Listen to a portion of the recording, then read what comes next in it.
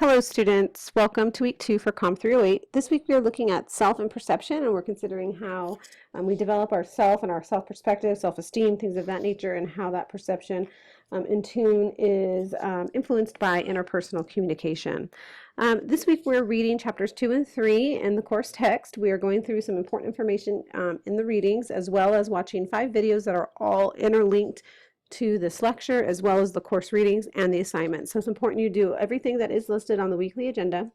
After you've done that, you will complete discussion board number 2. It's in 2 phases. So you'll complete your post, your answer to the prompt by Friday, and then you'll post all your replies by Sunday, and then you have your ICA number 1 due on Sunday as well.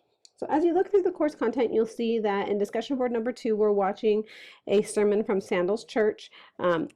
The link is provided in Blackboard, and it's listed, it's also below, but it's really, the sermon is focused on this idea of list, loophole, or lifestyle. So once you finish viewing the video, you're going to write a post that includes some answers to the following questions. You're going to consider how thinking Christianly shapes a person's perception about their life and the lives of others by providing 2 examples from the text and the video that support your arguments, as well as looking at the video's example of Facebook and how some of the perceptions people might have when posting on Facebook, and how that may differ based on a Christian perspective and worldview.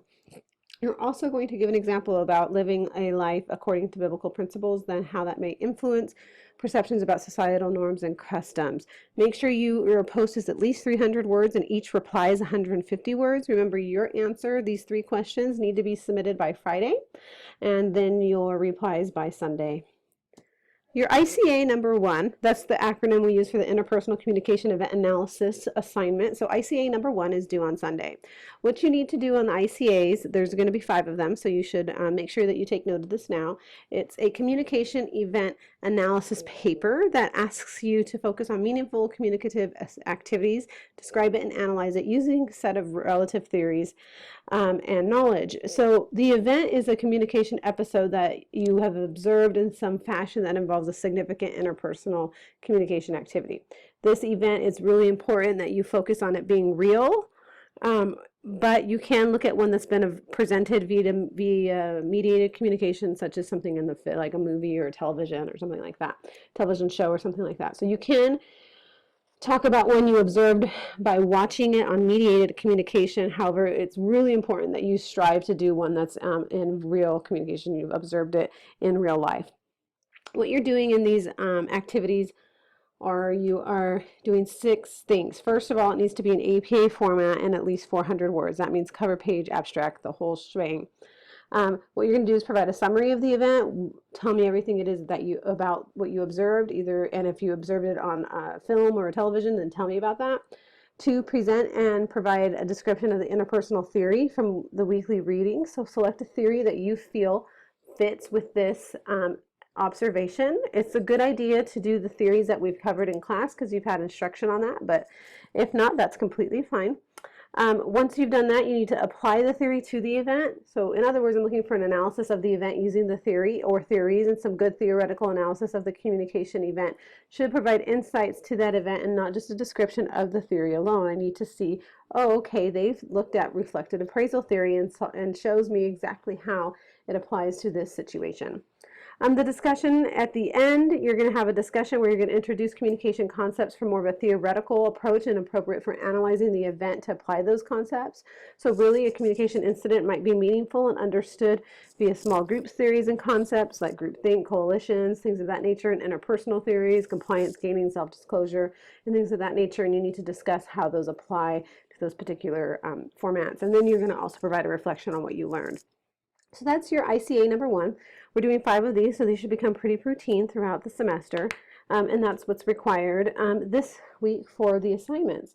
Moving into some of the actual content that comes from the text and from some of the videos is we're looking at reflected appraisal theory. This was developed by Charles Cooley.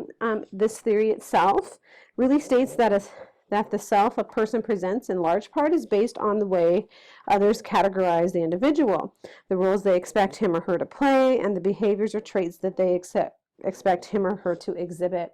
So our reflection and appraisal of ourself comes based off of the way others may expect us to present ourselves. So those three particular ways, again, are the way others categorize us. So in some situations, most people categorize me as a mom. Other situations at work as a professor. So the way I present myself in those two different situations is different. Or the way I present myself, or you may present yourself, is based off the roles they expect us to play and the behaviors or traits they expect us to exhibit. So there are certain things, depending on your job, that they expect you to act a certain way, and that would be reflected appraisal theory at work.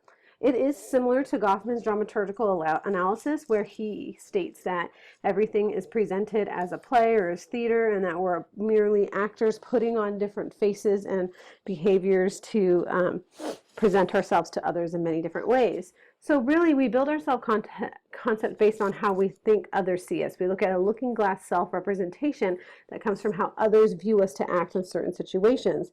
This really tells us that we function off of mirror-like images we derive from our contacts with others and then project them into our future experiences. So we really build a self-concept that reflects how we think others see us. Our assessment of situations and people change based off of the different sides of ourselves we show in those other situational factors. So in fact, we use the views of others to develop our view of ourselves, as well as within the theory, the self we present in large parts are based on the way others categorize us, the roles they expect us to play, and the behaviors or traits they expect us to exhibit. Cooley, who developed the theory, really believes that by reflecting back to us who we are and how we come across, other people function as our mirrors.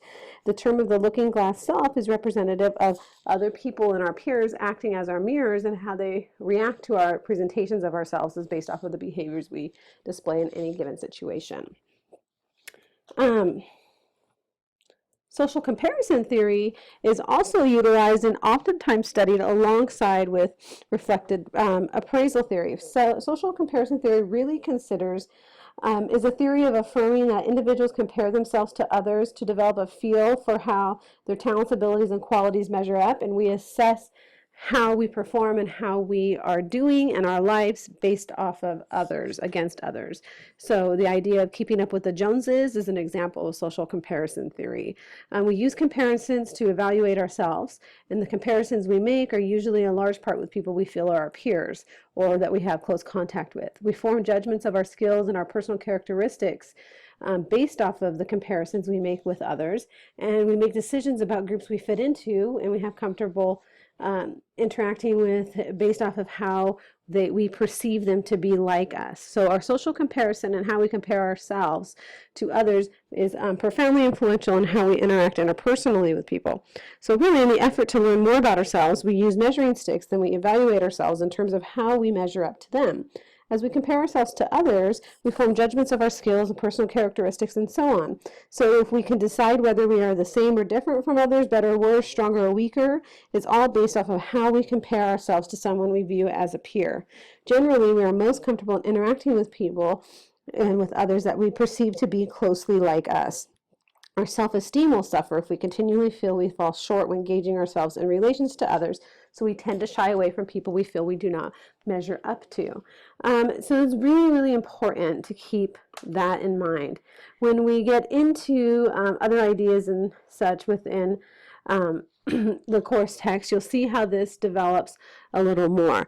When we look at views of ourselves, you'll see that we fit ourselves into four possible views. We have our perceived self, which is a reflection of our self-concept. We have our ideal self, which is who we would like to be.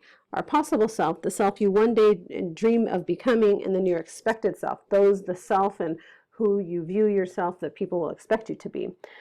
So it's important, we'll see this a little further in impression management theory later on in the course, to see how these all play a part into the idea of interpersonal communication. Later on in the semester, we're going to take these ideas of self and then get in there and deal with things like emotions, conflict, difficult situations, communicative situations and such. So when you're doing the ICAs, it's important to keep these theories in mind, of course, but also keep some other theories in mind that may be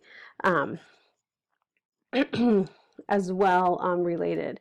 As you look through the week 2 agenda, again, just to wrap things up, you'll see we're working on chapters 2 and 3 in the reading. We're watching 5 videos related to self and perception, and then we're also completing 2 assignments, our discussion board number 2, which is due Friday, with reply posts due by Sunday, and our ICA number 1. If you have any questions, please let me know. I look forward to reaching out and working with you this week, and I pray you all have a blessed week. God bless.